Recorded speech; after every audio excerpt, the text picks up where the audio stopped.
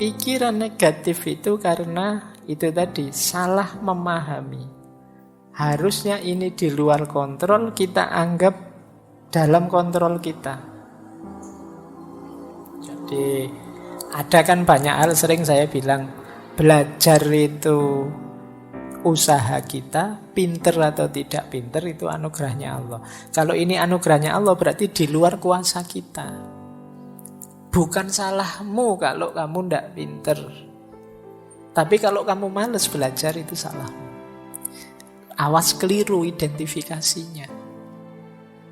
Jadi ada hal-hal yang bisa kita kontrol, ada hal-hal yang tidak bisa kita kontrol. Harus pas merumuskannya. Jadi kamu naksir seseorang, kamu nembak, itu dalam kuasamu. Karena kamu nembak atau tidak nembak kan kekuasaanmu. Tapi kamu diterima atau ditolak, itu di luar kuasamu. Itu urusan yang ditembak. Nah, kalau kamu tidak bisa menerima yang seperti ini, ya nanti lahirnya bisa negative thinking.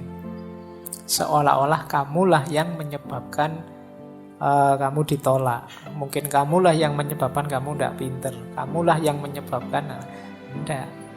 Asal kamu tidak males, ikhtiar sudah maksimal secukupnya, ya hasilnya apapun terimalah. Karena ada hal-hal yang di luar kontrol kita. Sudah nawa itu niat mau berangkat ikut ngaji.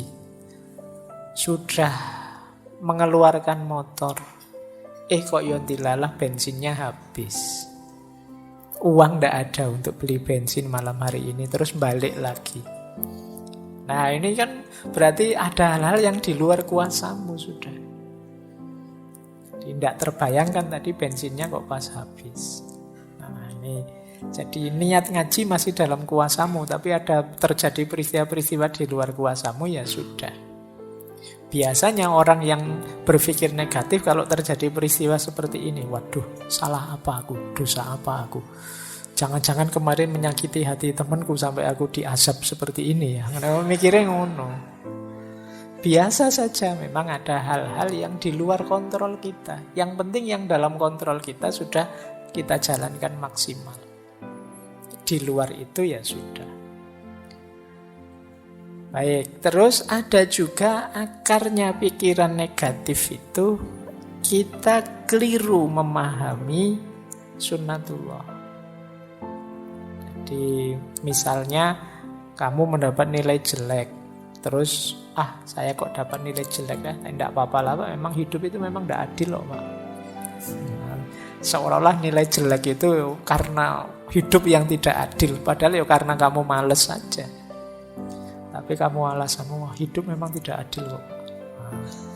Kamu nipu orang terus dipukuli orang terus alasanmu, ya seperti ini hidup Pak, penuh penderitaan. Ya.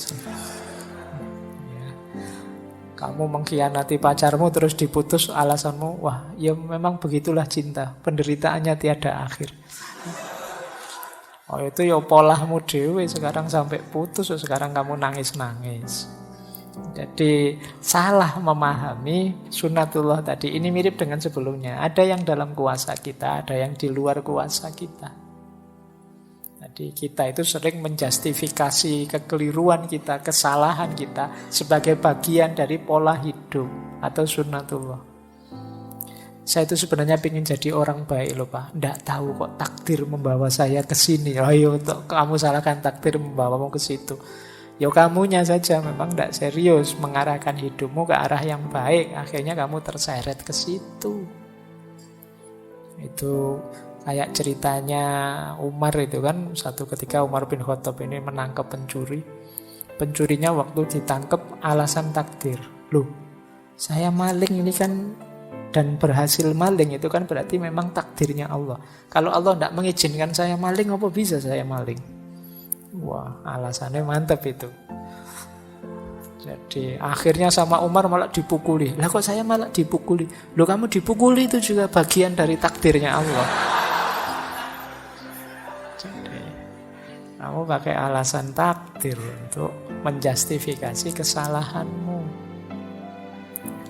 Baik. Terus ada lagi pikiran negatif yang lahir dari orang yang selalu menyalahkan, mencari kambing hitam. Nah, kalau tadi kan yang ditembak dirinya sendiri, kalau ini nembak keluar, menyalahkan. Wah, ini hujan terus ini gara-gara kamu sih. Nah, ini yang disalahkan orang lain. Ada apa saja nyari kambing hitam. Orang lain yang salah. Ini juga jenis pikiran negatif.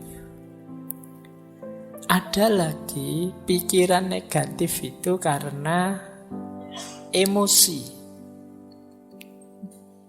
Jadi emosi yang berlebihan. Menganggap yang kita rasakan itulah nanti yang sebenarnya. Padahal kadang-kadang perasaan kita dengan kenyataannya kadang ya tidak benar. Kadang-kadang kita itu agak sentimental, agak dramatis, agak apalah. Kita sering agak-agak begitu. Tapi ini kita anggap yang sebenarnya. Jadi, wah, saya ini orangnya mudah kalah, Pak. Saya itu sejak dulu saya membaca hidup saya itu selalu gagal. Nah, ini emosional. Nah, padahal itu cuma perasaanmu, tapi akhirnya kamu bawa dalam hidupmu yang sebenarnya bahwa kamu itu orang yang gagal. Ini namanya emosi yang tidak terkendali. Jadi sering membawa pikiran-pikiran negatif. Jadi ini seperti orang minder itu kan sering emosinya tidak terkendali. Siapalah saya? Ya bukan berarti terus jadi orang sombong, tapi biasa sajalah. Tidak usah terlalu didramatisir, tidak usah terlalu emosional. Jadi, nanti digoda temennya terus tersinggungnya banget. Temennya guyon, sini baper misalnya. Karena emosinya tidak terkendali. Ini juga sering jadi pikiran negatif. Hati-hati, karena orang yang semacam ini itu kan biasanya tidak nyaman kalau dekat orang lain. Kita juga tidak kerasan dekat orang seperti ini. Dia kalau bergurau kelewatan, begitu dibalas tersinggung. Nah, ini emosional. Hati-hati, ayo kita bentuk diri yang positif, tidak yang negatif. Terus ada lagi salah paham tentang perubahan. Tapi ini digantungkan pada orang lain. Ini mirip seperti kambing hitam tadi. Kalau kamu jujur sejak awal, aku tidak akan begini. Nah, ini salah paham tentang perubahan. Padahal mungkin yang harus dirubah dirimu, bukan dirinya. Tapi kamu merasa harus orang lain yang berubah, biar aku jadi lebih baik, biar aku hidupku nyaman, enak. Ini juga akar pikiran negatif. Jadi selalu coba ketua kelasnya bukan kamu. Wah, kelas kita ini mesti lebih sukses semuanya. Nah, ini dilempar ke orang lain yang disuruh berubah, bukan dia yang berubah. Padahal mungkin kamu juga harus berubah, jangan hanya nyuruh orang saja. Jangan hanya ngeritik orang saja, kamu juga harus berubah.